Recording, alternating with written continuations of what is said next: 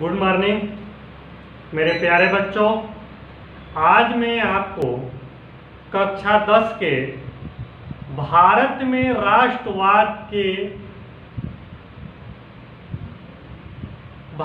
राष्ट्रवाद का उदय किस प्रकार हुआ इसके बारे में मैं बताऊंगा। यह जो है आपके किताब का लेसन 2 है, पाठ 2 है और इस पाठ का नाम है भारत में राष्ट्रवाद। अब आता है कि राष्ट्रवाद है क्या।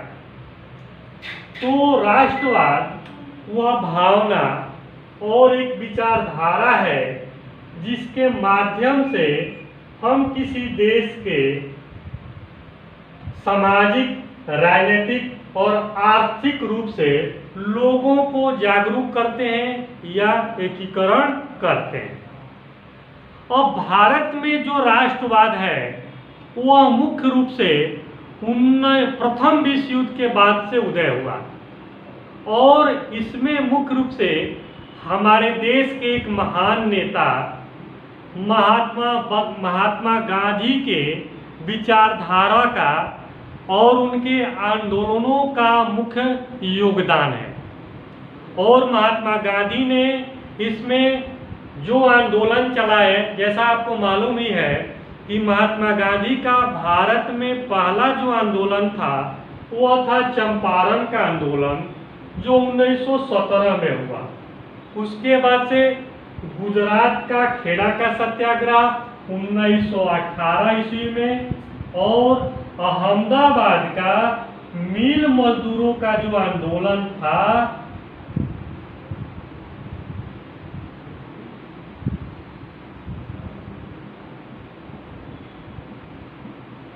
1919 में हुआ। इन तीनों आंदोलनों के बाद से भारत में अंग्रेजी सरकार ने एक कानून लाया। यह कानून था रॉलेट एक्ट और यह भी भारत में 1919 में इस कानून को लागू किया गया। यह कानून था कि न अपील न दलील, मतलब किसी भी व्यक्ति को बिना किसी मुकदमे की सुनवाई के अंग्रेजी सरकार उन लोगों को 2 वर्ष के लिए जेल में डाल देती थी। इस कानून के रॉलेट एक्ट जब आया, उस कानून के खिलाफ भारत में बड़े पैमाने पर आंदोलन हुआ और इस आंदोलन में ही पूरे विश्व के इतिहास में एक नृशंस हत्याकांड हुआ। जैसा कि आपको जानते ही हैं आप लोग, 13 अप्रैल 1919 को जालियांवाला बाग हत्याकांड हुआ जिसमें हजारों लोग मारे गए। और इस आंदोलन, इस नृशंस हत्याकांड के बाद से महात्मा गांधी ने 1920 में एक आंदोलन चलाया। जो यह आंदोलन जो है भारत में असहयोग के नाम से जाना जाता है, असहयोग आंदोलन। अब यह आता है कि महात्मा गांधी ने असहयोग आंदोलन क्यों शुरू किया। तो असहयोग का अर्थ होता है किसी का सहयोग नहीं करना। महात्मा गांधी को यह मालूम था कि भारत में जो ब्रिटिश सरकार चल रही है, इस सरकार को चलाने में भारतीय जनता का एक बहुत बड़ा योगदान है। भारत के लोगों का एक बहुत बड़ा सहयोग है। तो उन्होंने भारत में 1920 में असहयोग आंदोलन शुरू किया और इस आंदोलन के अंतर्गत वे भारत के लोगों से अपने पदवियों का त्याग करना, सरकारी नौकरियों को छोड़ना, बहुत ही ऐसी चीजें थे जिससे कि सरकार को ये लगे कि भारत की जनता अगर सहयोग नहीं करेगी तो ब्रिटिश सरकार को भारत में रहना अब मुमकिन नहीं होगा। परंतु इस असहयोग आंदोलन के में ही भारत में 1922 में हिंसक घटना हुई जो चौरी चौरी हत्याकांड के नाम से जाना जाता है, जिसमें यहाँ के लोगों ने एक पुलिस चौकी पर हमला करके सिपाहियों को जला दिया। इसके कारण महात्मा गांधी ने असहयोग आंदोलन को वापस ले लिया। अब इस आंदोलन के बाद 1934 में भारत में सविनय अवज्ञा आंदोलन शुरू हुआ।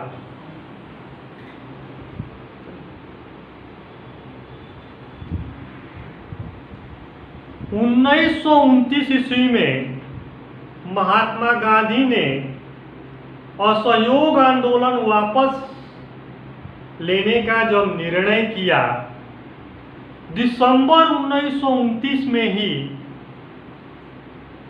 पंडित नेहरू की अध्यक्षता में लाहौर में एक अधिवेशन हुआ और इस अधिवेशन के अंतर्गत ही भारत में पूर्ण स्वराज की मांग मांगी गई और इसके लिए रावी नदी के तट पर यह प्रतिज्ञा किया गया कि भारत में पूर्ण स्वराज वापस लिया जाएगा।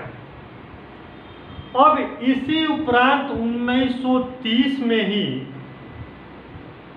British governor general lord Irwin ने नमक पर कर बढ़ा दिया, यानी नमक पर टैक्स बढ़ा दिया, जिसके कारण महात्मा गांधी ने एक आंदोलन चलाया, सविनय अवज्ञा आंदोलन, जिसका अर्थ होता है निवेदन पूर्वक आज्ञा न मानना। और यह आंदोलन दांडी से साबरमती तक महात्मा गांधी ने अपने अनुयायियों के द्वारा 72 दिन तक पदयात्रा करने के बाद साबरमती के तट पर पहुंचकर नमक बना करके इस अंग्रेजी सरकार की अवज्ञा का या आज्ञा का उन्होंने निषेध किया। नमक सत्याग्रह सविनय अवज्ञा आंदोलन के उपरांत ही लॉर्ड इरविन और महात्मा गांधी के बीच एक समझौता हुआ, जो गांधी इरविन समझौता के नाम से जाना जाता है। इस समझौते के अंतर्गत 11 शर्तों का उल्लेख किया गया और इन 11 शर्तों में यह था कि भारत के जितने राजनैतिक कैदी हैं उनको रिहा किया जाए। इसमें बहुत सी ऐसी शर्तें थी और इन शर्तों में यह था कि महात्मा गांधी ब्रिटेन जाए और वहाँ के राजा से एक बातचीत हो, और इसके लिए 3 गोल मेज सम्मेलन हुआ जो 1931, 1932 और 1933 में हुआ था। और इन 3 गोल सम्मेलन में महात्मा गांधी ने केवल पहले सम्मेलन में भाग लिया था। तो आपको मैं प्यारे बच्चों भारत में राष्ट्रवाद के जो पाठ हैं इसमें मुख्य रूप से चंपारण, गुजरात, अहमदाबाद, असहयोग और सविनय अवज्ञा आंदोलन के बारे में मैं बताया हूँ। तो मैं आशा करता हूँ कि आप पढ़ेंगे। कल मैं उनके और आंदोलन के बारे में बताऊँगा। तब तक के लिए धन्यवाद। जय हिंद।